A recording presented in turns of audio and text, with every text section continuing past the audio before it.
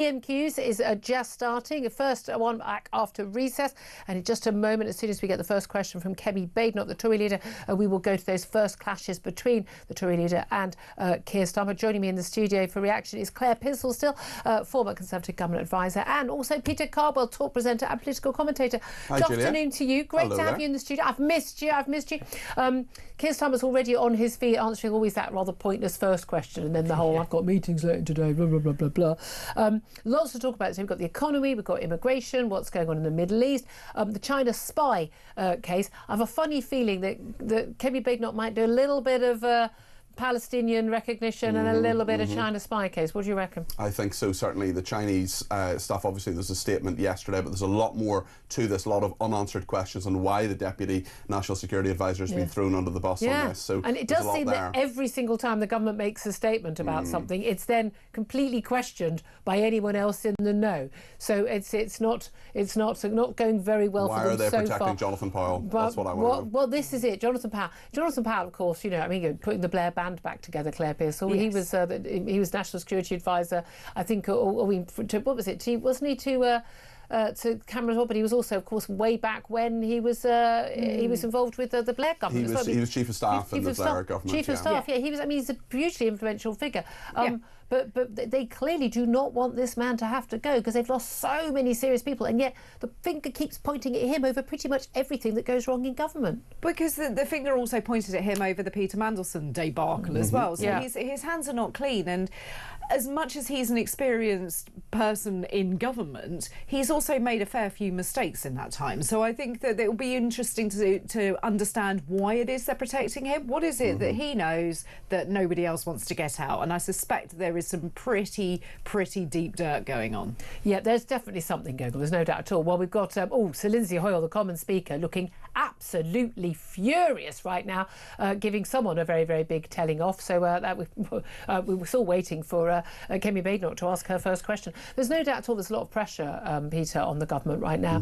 Immigration. We've got Shahbaz Mahmood, the Home Secretary, sort of a meeting of Balkan leaders today, basically admitting that we've lost control of our borders. We've got Rachel Reeves, the Chancellor, sort of skulking over to Washington to the IMF summit after we've got some terrible figures on the economy. They're trying to talk them up, but basically you combine the two things: immigration, huge number of people, a couple of million more people arriving in the country, of low-skilled migrants, and our growth figures on GDP. Oh, what a surprise! We've got the lowest growth per head of the population in the G7, the richest countries.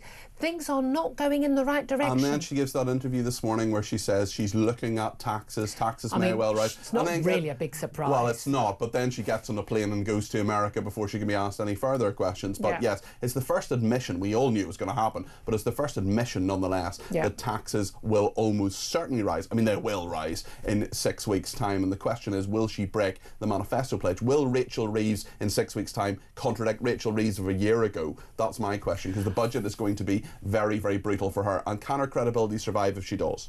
What do you mean, can her credibility survive? Can any credibility that's left survive? Long. I mean, genuinely, it's actually embarrassing. I mean, you actually see her speaking, and I'm actually at the point, Claire, with Rachel Reeves, where I almost want to give her a hug.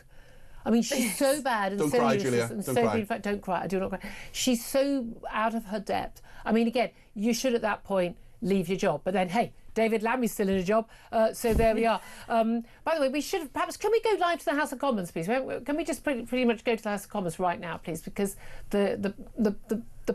the Prime Minister Keir Starmer has accused the Conservative Party of baseless accusations surrounding the government's handling of the China spy case, telling the House of Commons, "I'm deeply disappointed by the outcome. We wanted to see prosecutions." He says, "I know just how seriously rightly you take these matters. National security will always be the first priority of this government. We will always defend against espionage. In recent weeks, there have been baseless accusations put about by the party opposite." Let's go live to what he's got to say. I shall have further such meetings later today. Thank you, Mr. Speaker. Last week I visited Rayner, a world-leading provider of cataract solutions based in Worthing. Right, we've managed to miss that bit of the statement. We've now got the utterly pointless first question. We will leave it for now. Look, that's quite interesting, isn't it? To you, Peter, that the Prime Minister's come out fighting like that. Yes, it is, and certainly in regard to what he is saying, he is being unapologetic in his words. It's interesting as well. Lindsay Hoyle has been very annoyed about this, the fact that this case was dropped. He says that parliamentary... Because crucially, it was about alleged spying in the Houses of Parliament. By researchers, and there are all sorts of allegations they may have had apps on their phones that had them communicating with the Chinese. There's all sorts of problems that have annoyed an awful lot of people. From Keir Starmer's perspective, clearly the full picture is not out there.